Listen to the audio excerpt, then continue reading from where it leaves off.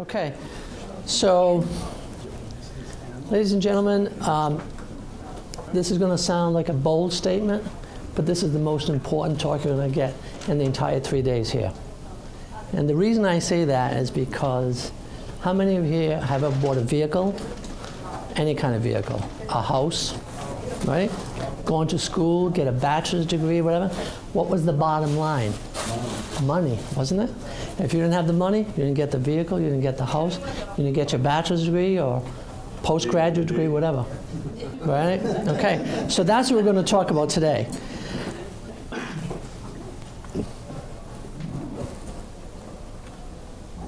My topic is on to Mars. That's kind of like double entendre because it's toward Mars and on the surface. Okay? This is a comparison. You've probably seen pictures like this, Earth to Mars. That's a actual good representation of the differences. Okay, so that's me right there. I have nothing to disclose, meaning I do not have any affiliations with NASA, with any government organizations, any private companies. I am a member of the Mars Society, but I have no affiliation directly with Dr. Zubrin. Okay. My personal thing is just my own desire as a U.S. citizen to try to get us literally off this planet. Okay. In 1980, I was trained in medicine. I have several medical degrees. In 1980, I actually went to Houston, but I did not meet the physical requirements because of back problem. So I would like to see a human mission to Mars within 10 years as Dr. Zubrin. I have no affiliation with the book, which is of the same name. It just happened to be that I actually set up, he knows about this, so there's no conflict of interest there. Okay, so in case no one knew this, there actually is a Mars on Earth. I happened to accidentally find this online, and I actually went there. It's a little town in Pennsylvania, way out there. The population is 1,699 people as of the 2010 census. The only thing about that, it's really cool. The people are great there. And NASA goes there, which I found out, and they're going to go back next year because they're going to celebrate the Martian New Year's. Okay? In case people don't know that Mars is the fourth planet, so it circles the sun farther out from us, so their year is 687 days as opposed to our 365. So their New Year's is not the same as ours. So they're going to celebrate their New Year's next year, May 4th to the 6th. And it's a way of them getting also young people interested in space and science, that kind of thing. It's really a cool little town. They have a little spaceship there, and I mean, it's really, really a fun place to go to. So just to let you know about that. So this is what I just said to you earlier, but this is the most important topic. Before I started, I wanted to pay tribute to those who pioneered human spaceflight, okay? And NASA was big in all of this, and I wanted to pay also a special consideration to all the people who were at NASA who got us all here today, really. SpaceX was really, actually has their start from NASA. So, the first human was Yuri Gagarin. He was a Russian. And April 12, 1961, to beat out the Americans, there was a space race at that time in history. And at that time, they didn't even know if humans could make it to re-enter the atmosphere. They didn't know if they could swallow, if they could breathe properly. So it was quite a thing. It was kind of a gutsy thing for him to go up there and be the first human. The other thing was, to beat the Americans, a lot of people might not know this, that they didn't have a rocket that was powerful enough to have him land a craft on Earth. So on top of the fact he was the first human, when he got to enter the Earth's atmosphere, the capsule was so small that it would have crushed and slammed down the Earth, he would have died. So he jumped out of the capsule at 50,000 feet and parachuted down. So he was quite a gutsy man, because there's not too many people that at that time ever parachuted out at that height. Okay, so just a little tidbit there. And then we have Alan Shepard, who was the first American on May 5th, 1961, who, a little side story about this was that he was very angry with the US government because he would have been first. And if you see the dates, there was only a few weeks difference between Yuri Gagarin and Alan Shepard. So that was some bureaucratic delays. There were about So Robert Goddard actually was the man who first started all of this. He was the first one who got the patents for liquid-fueled rockets in 1926. In 1945, when the Second World War ended and they captured all the German B-2s and scientists, they asked him, how did you do all this? And they said, what are you asking us for? We took the manuals from Robert Goddard and we just copied them. So just to let you know that. So we went through this about 1961. Alan Shepard, President Kennedy made the commitment to get to the moon by 1969, which we did. Now, this is not how we're going to get to Mars, but some people think that that's a depiction of. But the reason I put that up is because much of inspiration of science has come from science fiction. In fact, Robert Goddard read H.G. Wells, and he got inspired from H.G. Wells from reading his science fiction. We know a lot about the history of robotic missions, especially to Mars. The biggie ones were started in 1976 with the Viking landers, and then we've had rovers, etc. The serious proposals for human mission to Mars really started in the late 80s and early 90s. The first proposal was by NASA in 1989. They commissioned a thing called the Space Exploration Initiative by the first Bush president at the time. The estimated cost was $450 billion over 20 to 30 years. Obviously, it was never funded because of the immense cost. The problem with that was that they were considering all new and yet unproven technologies. So they were talking about getting these huge nuclear-propelled rockets with these engines that had never been flown yet. So it never really got off, literally never got off the ground. Dr. Robert Zubrin, who at that time was involved with NASA heavily, he looked over all that data and then came up with the Mars Direct plan, which he proposed in 1990. At the 1992 estimated cost was $55 billion over 10 years, using the technology that was available at the time. Okay, nothing new had to be developed, so he was just taking what was available. The other proposal has been MarsOne. Last year there was, Bas Lansdorf was here. He's the one who started MarsOne, which is a colony proposal or settlement. It's a one-way trip. No one would be coming back. The problem is there was no, estimated cost is unknown. No form of breakdown was ever disclosed. The proposed funding for this was from private corporations and a reality show format, so that he was planning on filming the whole thing and then getting all the revenue from that to fund these missions. This is something that I put in there because curiosity killed a cat, and some people feel that, I put that in there because some people feel that we shouldn't go to Mars because they're afraid we're going to contaminate it. Hopefully, we learned the lessons that we did wrong on this planet, and maybe we'll do it right this time. We talked about NASA funding, we talked about MarsOne for private funding, and this is my private citizen-funded proposal. The thing is, if you think about this, if you went up to a corporation and like IBM or even Bill Gates and say, hey, look, I'd like to just know if you would give us $6 billion a year for 10 years so we could fund this mission. Not too many corporations are willing to give up that kind of money, especially even on something as laudable as this kind of a project.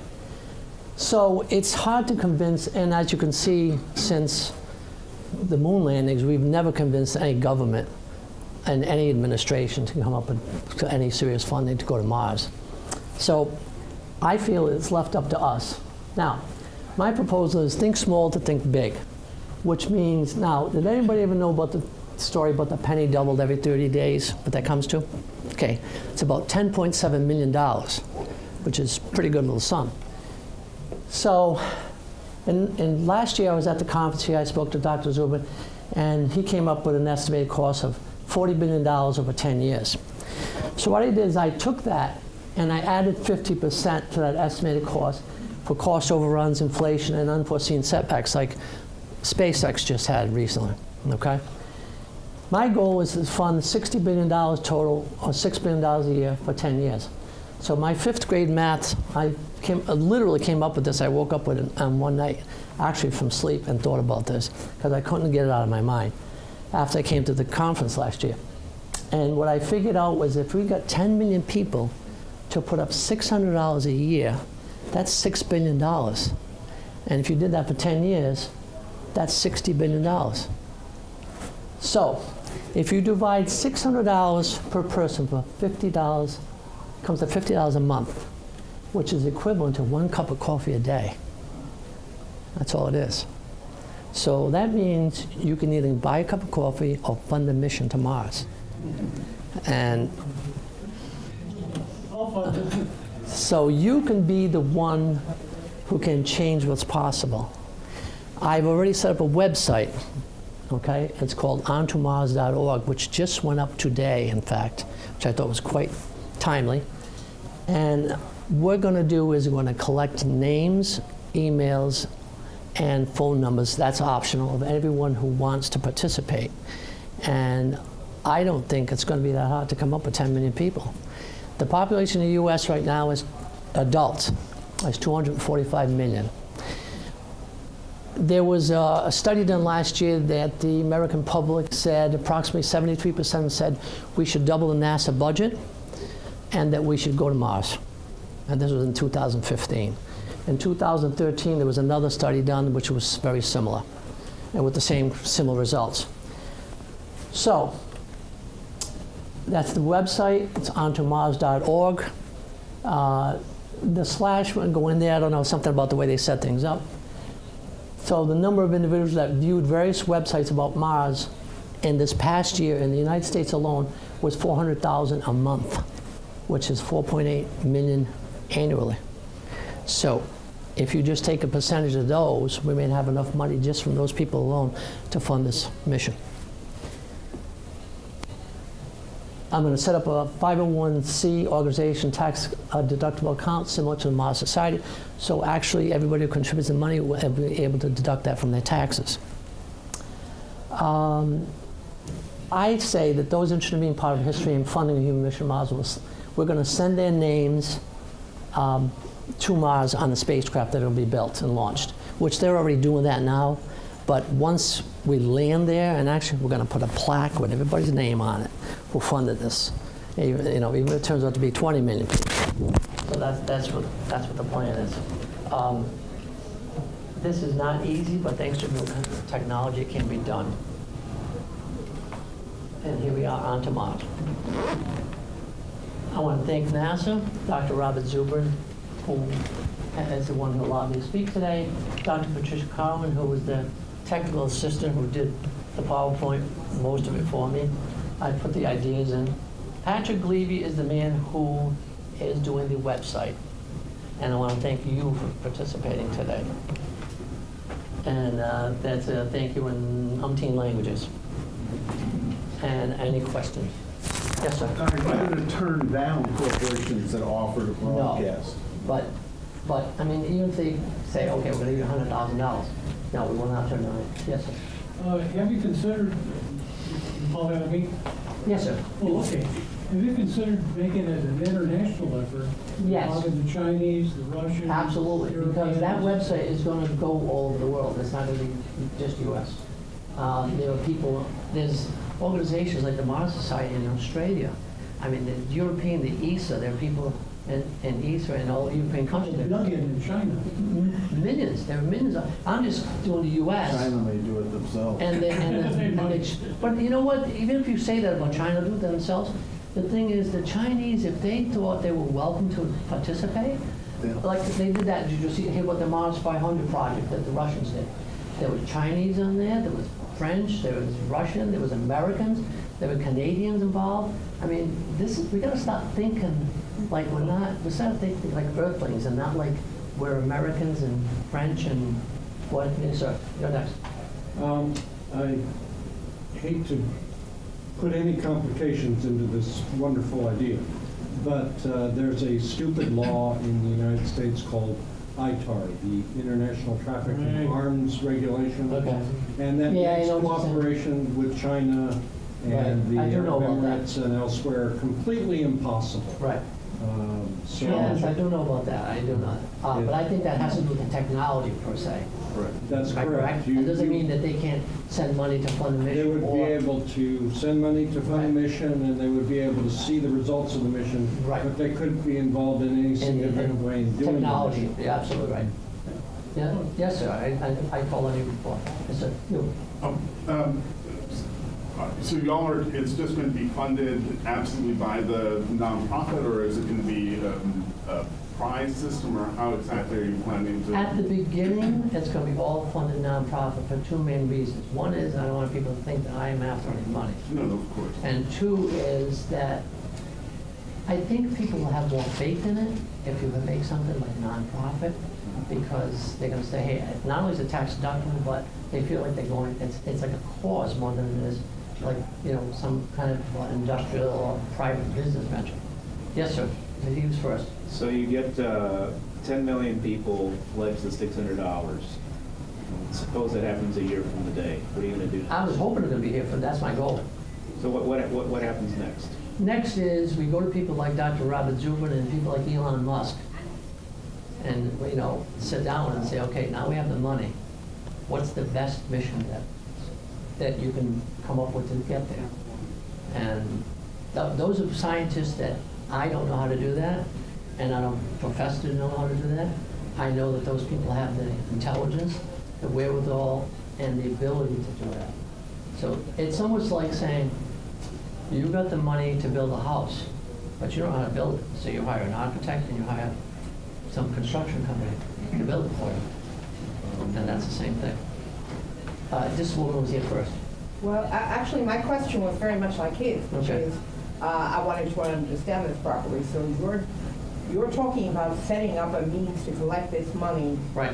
and that's it. And then you go and talk to other people. Absolutely. Who have the This will be wherewithal to get something done. That's right. And this will be all And who makes the explained. decision as to which one gets picked? That's a good question. I think the best thing to do would be like another business. You set up like a board, like they do in, like, you know, other for nonprofits, and you hire intelligent, educated, trustworthy people to be on a board, and then they manage that money and say, okay, I think this is a good, almost like they do now for NASA or they do for any other company, like Elon Musk. He has scientists who say, okay, this is the best way to go with this engine, and we tested out these 5 You engines. have to be very careful that the money doesn't get eaten up by. You need to Absolutely, audit that and all. absolutely. You gotta get it all audited by private, you know, auditing firm, and has to be done all properly with attorneys and all that stuff.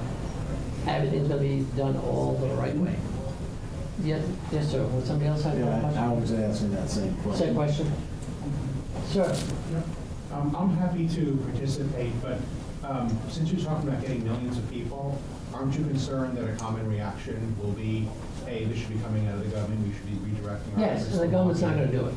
Yeah. I mean, look at, Dr. Robert Zubrin proposed the direct Mars mission in 1990. Here we are in 2016, 26 years later. So you can see, it's not gonna happen. He is also, though, the illustration of what one man can do. Absolutely. Look at, we're all here today because, and I'm here because of Dr. Zubrin. Okay? I mean, and this is why I said, don't take anything away from NASA, because I watched NASA as I grew up. And the thing is, we wouldn't be here if it wasn't for NASA. And I even mentioned about, even Elon Musk will admit, if it wasn't for NASA, I would have never had SpaceX right now. Okay? So, I mean, people have to give credit where it's due. The problem is, NASA is run by bureaucracy, which is right here down the street here. Okay, and the thing is, really, no one, not one president has really funded a manned mission, not really since President Kennedy. That's the truth. That's just, you can figure that out. Yes, sir. Yeah, one of the things I've read is that a decade after Apollo, most Americans thought their money had been wasted. And that might be one of the reasons. Right, and you're right, they kind of like the wax and wane and the interest went down. But we're dealing with newer generations now. We got people that are excited about this. I am, and I'm not that young anymore. And all these young people, look at the young people here. I spoke to someone that, look at the young people that Dr. Zubrin has that Mars Desert Research Station, he has the one in the Arctic. And mostly young people that go to those things. They're all interested. Look at the rover challenges they have. Even NASA has those. And you see all young people, high schools, grammar schools get involved with things like that. I mean, they're naming the rovers. They have children that are naming these things. So the interest goes right down. Yes, sir? I think another thing is, part of the reason people ended up thinking that the money on Apollo was wasted was that, we went there, we left the flag, nothing came with it. And I think any serious Mars mission had better have its end game Right. that we're staying there and, Yes, absolutely. because then when people see people living there and extracting I mean, you resources can and think making of- a living, they yeah. won't think that's useless. They'll think it's, useful. Absolutely. Absolutely. Sir? So, in line with that, would this operation continue after the first mission? I mean, that would be a good idea. If we fund the first missions and then keep going. You tell me if I have time, I don't know. But 5 minutes? Okay, we got 5 minutes. So that would be a great idea. If we keep it going. Yes, sir. Are the donors going to be shareholders? Well, on a 501c, you can't do that. But I did think of later on down the road, you could set up if there was enough interest, to set up a secondary for-profit corporation that would do all kinds of things. Maybe there's mineral rights that people want. I don't know enough about the legality of the rights to whoever. There's so many unanswered questions. Like we could go on here for a month. A scientific stations at the beginning, like they do, say in Antarctica. That's the first step, I think, where you check out and you make sure that we don't do anything to disturb anything they find there, and then go on from there and have people that go there to live. Yes, sir. There's a group called the International Aeronautical Federation. We have 1 minute. And they have a yearly conference, and they have a group that looks at this very issue, and they've been doing it for 20 years. Yeah. Where'd the money go? Huh? I think they meet next week with the international. I think once this gets out and this website becomes There was in a meeting really, 20 years ago where the view from some people was the first settler that would live there for a year, he gets the planet. yeah. Well, I don't know about the planet, but I was sitting beside a Chinese guy, and I told him I would come to China and help him fund the mission so they can take over so and they can own, manage to do it. and then you can start real estate signs. I'm a Canadian, by the way. Okay. I want to thank you. I think our time is up. And thank you all for participating and coming. And they're all wonderful. Thanks. Thanks for being here. Thank you.